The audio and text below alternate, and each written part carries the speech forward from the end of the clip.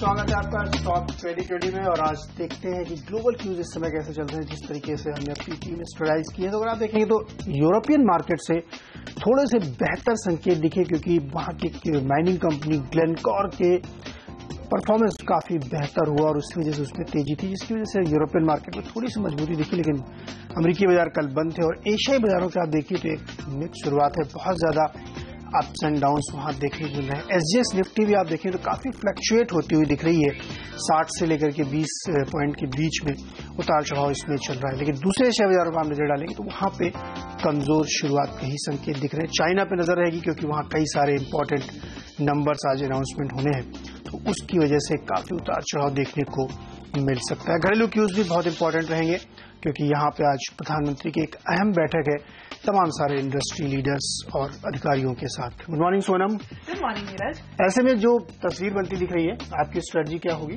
देखिए, जिस तरह ग्लोबल मार्केट बहुत ही वॉलेटाइल दिख रहे हैं, चाइना मार्केट पे ऑब्वियसली सबसे ज्यादा देखना होगा, नजर होगी वहीं पे सबसे ज्यादा। लेकिन इम्पोर्टेंट ये है कि इंडियन मार्केट्स में शायद आज थोड़ा सा बाउंस बैक दिखाई दे सके, थोड़ी पॉजिटिव क्यूज के साथ शुरू करना चाहेंगे। लेकिन हाँ, फिर से एक मिलीजुली टीम के साथ उतरना चाहेंगे, क्योंकि किसी तरह से टीम हारनी नहीं चाहिए। यहाँ पे पॉजिटिव नेगेटिव दोनों साइड रहना बेहतर रहेगा। आपकी स्ट्रैटेजी क्या रहेगी? बिल्कुल ऐसा ही हमारा भी इरादा है, रणनीति हमारी भी यही है कि दोनों साइड के ट्रेड्स आपको लेके चलने चाहिए, और वो ऐसे ट्रेड होंगे जो कुछ जहां पे बाई साइड होगी न्यूज ड्रिवन काउंटर होंगे, लेकिन शॉर्ट के भी बेहतरीन होंगे, क्योंकि हमें ऐसा लगता है कि जो भी उछाल आएगी वो बिकवाली के लिए इस्तेमाल की जाएगी। तो इसलिए एक मिक्स टीम रखना बेहतर होगा। चलो शुरुआत किससे करें? बिल्कुल, शुरुआत एक नेगेटिव के साथ करते हैं, बिकवाली के साथ शुरुआत करेंगे। भेल पर हम एक हमारे सिलेक्टर्स बिकवाली की सलाह दे रहे हैं। कल एक खबर आती हुई दिखाई दी है, जो हमारा मानना है भेल के लिए काफी नेगेटिव है। ऑलरेडी कंपनी को कॉन्ट्रैक्ट्स नहीं मिल रहे हैं।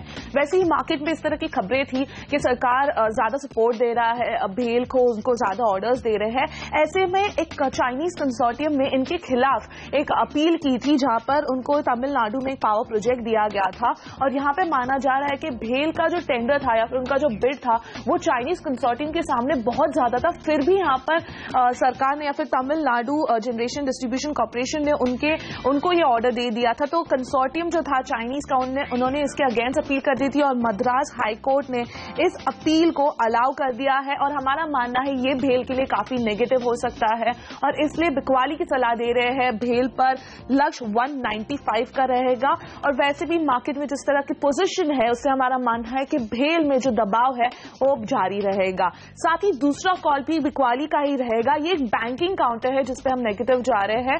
कल इस काउंटर में काफी फ्रेश शॉर्ट्स बिल्टअप होते हुए दिखाई दिए हैं, बल्कि बैंकिंग एज ए स्पेस में कल ऑब्वियसली गिरावट ज्यादा थी, लेकिन ये काउंटर है जिसमें फ्रेश शॉट्स बनते हुए दिखाई दिए हैं, और इसलिए हमारा मानना है कि अंदर बैंक में बिकवाली करके चलिए। लक्ष्य 58 का रहेगा। नीरज, आपकी शुरुआती दो खिलाड़ी? बिल्कुल, शुरुआत में मारुति के साथ करना चाहेंगे, और यहाँ पे सेक्टर्स को लगता है कि थोड़ी खरीदारी की एक अपॉर्चुनिटी आपको बनती है, क्योंकि एक लेटेस्ट जो इसमें खबर आ रही है कि कंपनी है ने एफपीआई इन्वेस्टमेंट 24 से बढ़ा के 40 करने की जो लिमिट करी है, और उसका एक बड़ा फायदा होगा, उससे लिक्विडिटी बढ़ेगी और ये एमएससीआई इंडेक्स में शामिल हो सकता है। तो सेक्टर्स को लगता है कि इस तरह की खबर जो है काफी पॉजिटिवली आएगी। तो टेक्निकली सेक्टर्स को लगता है कि एक थोड़ा सा बाउंस यहाँ पे आ सकता है ट्रेडिंग के लिहाज से, क्योंकि ऊपरी स्तरों से आप देखेंगे तो काफी ज्यादा करीब 10-12% ऑलरेडी करेक्ट हो चुका है। तो यहाँ पे एक टेक्निकल बाउंस बनता है। 4065 70-75 तक के लक्ष्य के साथ यहाँ पे खरीदारी कर सकते हैं, और उसके बाद स्टॉप लॉस लगा लें। जेएसडब्ल्यू एनर्जी में खरीदारी की सलाह होगी। सेलेक्टर्स को लगता है यहाँ पे 72 रुपए का लक्ष्य आता हुआ दिखेगा। लेटेस्ट खबर यह है कि जेपी पावर की एक जो बीना यूनिट है थर्मल पावर की, उसको ये खरीदेंगे 3,500 करोड़ में। जनरली देखा गया कि जब भी इस तरीके की डील्स या सौदे होते हैं तो उसमें जो बायर होता है उसके फेवर में ट्रेड होता है। उसकी रीजन यही है क्योंकि ये डिस्ट्रेस सेल है जेपी एसोसिएट्स के लिए, ये जेपी पावर के लिए, क्योंकि उन्हें अपना डेट रिटायर करना है, कर्ज उतारना है, उसकी वजह से उनको काफी रकम की जरूरत है। इसीलिए लगातार वो इस तरीके की बिकवाली कर रहे हैं अपने प्लांट्स की। तो एक ये डिस्ट्रेस सेल के तौर पर सेक्टर्स को देख रहे हैं, उनका मानना जेएसडब्ल्यू एनर्जी के फेवर में है। तो यहाँ पे एक बाउंस बनता हुआ दिखेगा। 72 रुपए का लक्ष्य लेते खरीदारी करें, 66 पे स्टॉप लॉस रखें। और अब वक्त है मिस्टर डिपेंडेबल का।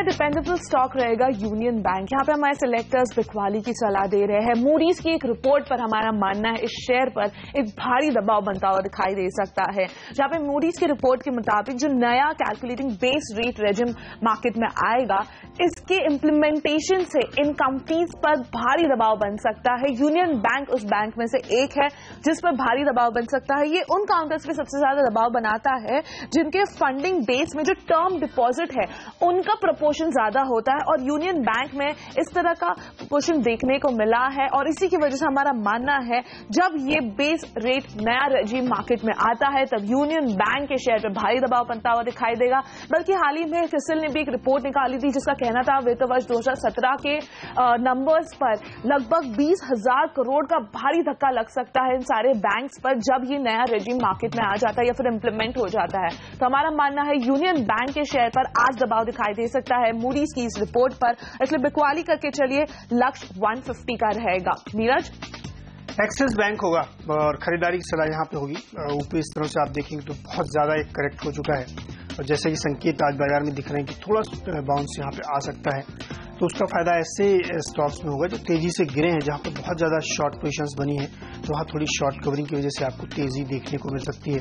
इसे सेक्टर्स लगता है कि एक्सिस बैंक में नजर रखनी चाहिए। फंडामेंटली कोई इश्यूज नहीं है, लेकिन करेक्शन काफी ज्यादा आया हाल फिलहाल में, तो यहाँ पे एक 15-20 रुपए के ऊपर की तरफ का लक्ष्य बनाइए। 465-66 तक के टारगेट के साथ एक्सिस बैंक में खरीदारी करें।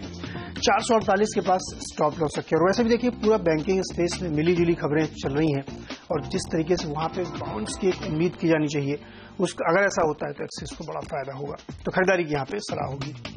वक्त इसी के साथ एक छोटे से ब्रेक का, जब ब्रेक से लौटेंगे तो आपको बताएंगे मिडिल ऑर्डर्स के स्टॉक्स, साथ ही आपका पसंदीदा फ्री हिट भी बताएंगे।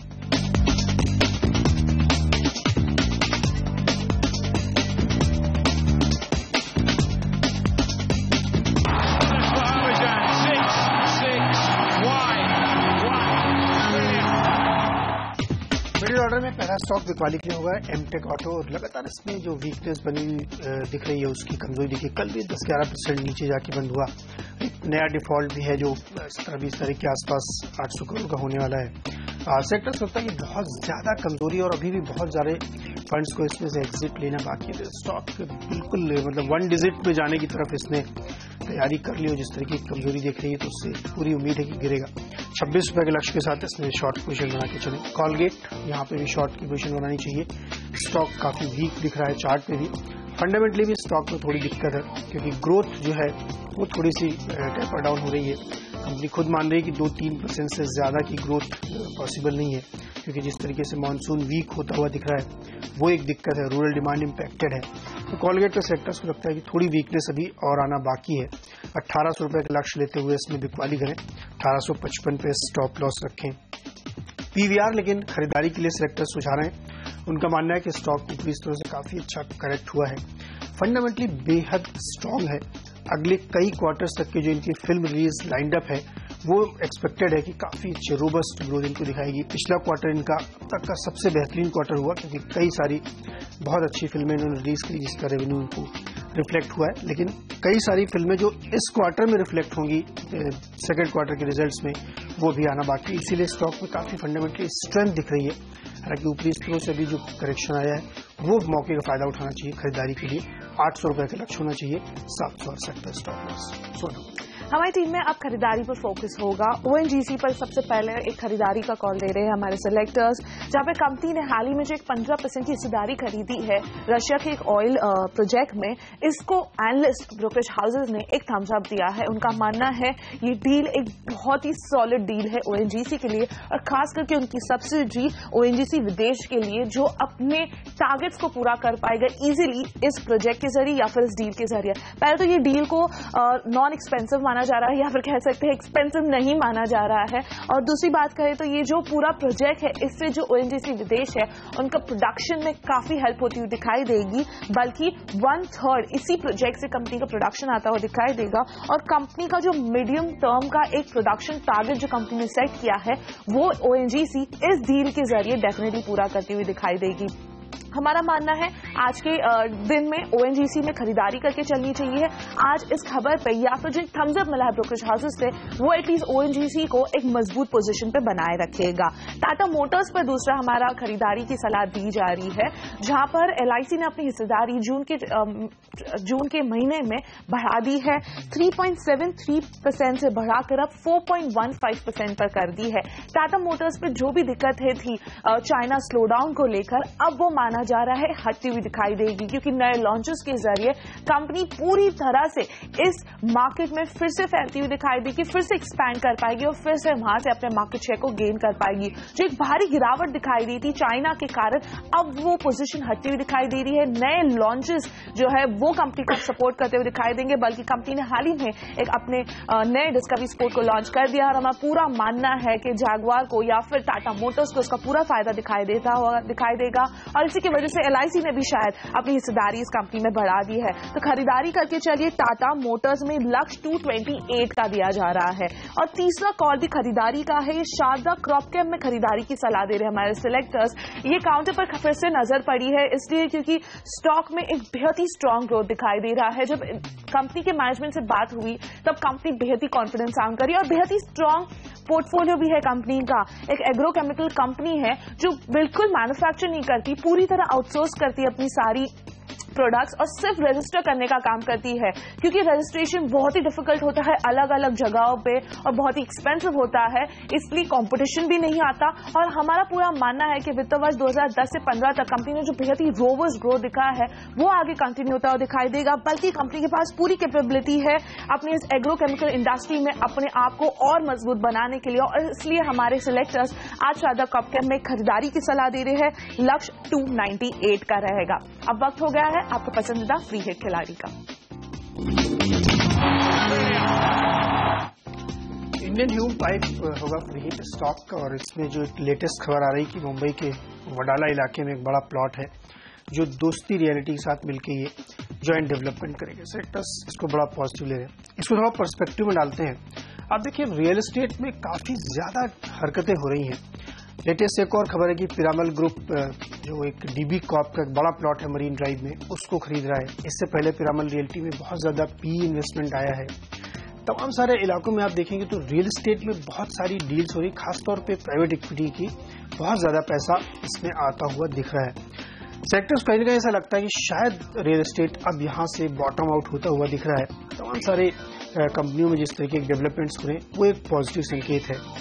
रेट कट की बातें लगातार चल रही हैं कि 29 को जो पॉलिसी आएगी उसमें ब्याज दरों में कमी आएगी आरबीआई की तरफ से, वो एक बड़ा पॉजिटिव इसके लिए हो सकता है। तो रियल एस्टेट स्पेस पे नजर रखिए, और जहां पे इतनी बेयरिशनेस है, जहां पे इतनी कमजोरी दिख रही है इस स्पेस में, वहां इस तरीके की डील्स कहीं ना कहीं इस तरफ इंडिकेट करती है कि आपको इस पर नजर रखनी चाहिए, क्योंकि चीजें अब बदलती हुई दिख रही हैं।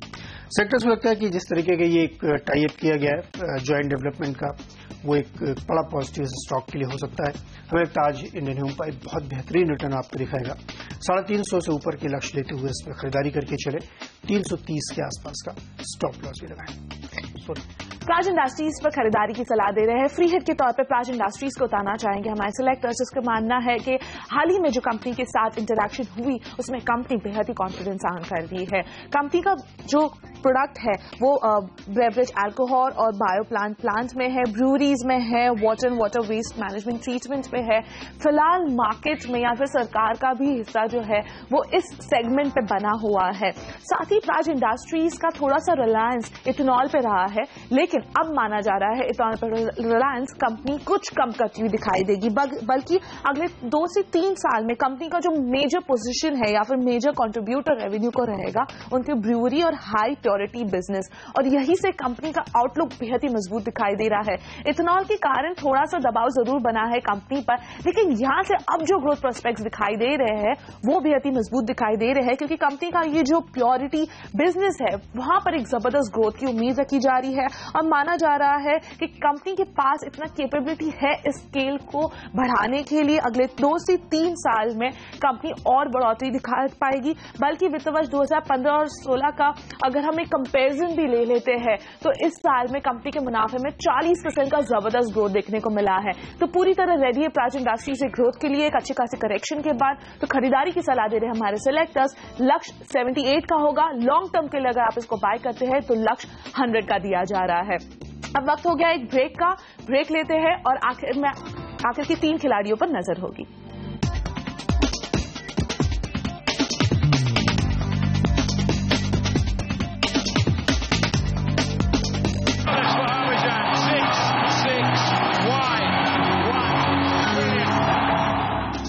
वक्त हो गया आखिर के 3 स्टॉक्स जानने का। हमारे सिलेक्टर्स का फिर से यहाँ पर पूरी तरह नेगेटिव व्यू रख रहे हैं फार्मा स्पेस पे। कल जिस तरह की करेक्शन फार्मा स्पेस पे देखने को मिली है, हमारे सिलेक्टर्स का मानना है ये बिकवाली या फिर एक कमजोरी इन फार्मा शेयरों में बढ़ती रहेगी या फिर बनी रहेगी। क्योंकि उनका मानना है कि मार्केट में जो फार्मा क्षेत्र में एक बढ़ोतरी देखने को मिली थी वो नए लॉन्चेस के कारण थी या फिर एक्सपेक्टेशन थी कि यूएस एफडीए की तरफ से जो अप्रूवल्स बढ़ते हुए दिखाई दे रहे हैं, इसके कारण जो है एक्सपेक्टेशन ग्रोथ की बहुत ज्यादा रखी जा रही थी। लेकिन मार्केट में जिस तरह की अनिश्चितता है उसके कारण यहाँ पर फार्मा क्षेत्र में जो एक जबरदस्त रैली आ चुकी है उससे अब ज्यादातर ब्रोकरेज हाउसेस या फिर एनालिस्ट बाहर निकल रहे हैं और बल्कि अब वक्त लेना चाहते हैं कि जब ये शेयर सस्ते भाव में मिलेगा तब वो उनमें खरीदारी करेंगे। इसलिए हमारा पूरा के पूरे आखिर के 3 स्टॉक्स बिकवाली की सलाह है फार्मा स्पेस पे। सबसे पहला है ग्लेनमार्क फार्मा, जहां पे बिकवाली की सलाह दे रहे हैं, जहां पे हमारा मानना है आज फिर से कमजोरी देखने को मिल सकती है। लक्ष्य 981 का दिया जा रहा है। स्ट्राइड्स आर्कोलैब में भी बिकवाली की सलाह दी जा रही है, जहां पर कल ऑलरेडी एक भारी पोजीशन देखने को मिली थी बिकवाली की और हमारा मानना है ये कंटिन्यू होता हुआ दिखाई देगा। आज भी लक्ष्य 1047 का दिया जा रहा है। और दिविज लैब में भी फिर से बिकवाली की सलाह दी जा रही है, जहां पर काफी वक्त से करेक्शन आ रहा है। हमारा मानना है ये करेक्शन अभी तक पूरा नहीं हुआ है, इसलिए दिविज लैब पर भी एक बिकवाली की सलाह है। लक्ष्य 2058 का रहेगा। नीरज, 2 बिकवाली वाले स्टॉक होंगे इंडियन ओवरसीज बैंक और OBC oriental bank of commerce. और दोनों ही स्टॉक में कमजोरी देखने को मिली क्योंकि मूडीज की जो ताजा रिपोर्ट कह रही है कि जो नया बेस रेट कैलकुलेशन करने का एक फॉर्मूला है उससे सबसे ज्यादा इम्पैक्ट इन दोनों बैंकों में पड़े क्योंकि इनके टर्म डिपॉजिट 75% तक इसी सेगमेंट में आते हैं और सेक्टर्स को लगता है कि ये काफी जबरदस्त वीकनेस की तरफ बढ़ते हुए दिख रहे हैं। दूसरे सेक्टर्स को लगता है कि दोनों ही काउंटर में कमजोरी जो दिख रही है उसकी वजह से शॉर्ट पोजीशन ही बनानी चाहिए।